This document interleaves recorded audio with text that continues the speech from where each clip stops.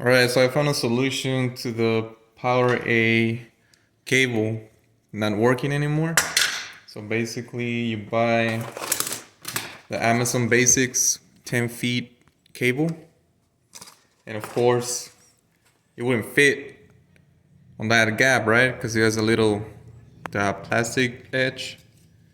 So what I did, basically you take it apart with a Phillips drive, take everything apart, take the back part off, and then pretty much I just stuck one side of the scissors in there, and then just went at it like on a circular motion until I was left with a circle, pretty much. So just put it back in there.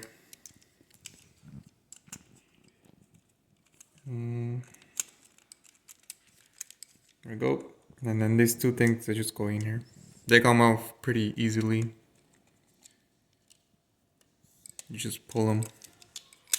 Okay, so see, this is the end result. Not pretty, but it works.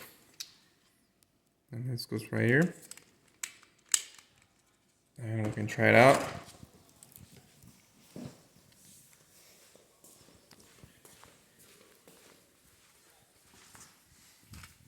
This is the old cable that doesn't work,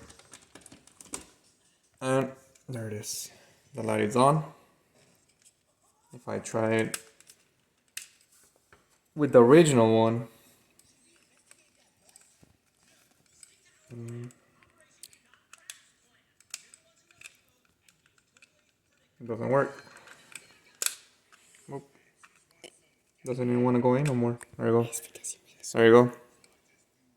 See? So it's having trouble connecting. So that's the only fix I've found. There's no videos, so here's one for you guys. Thank you.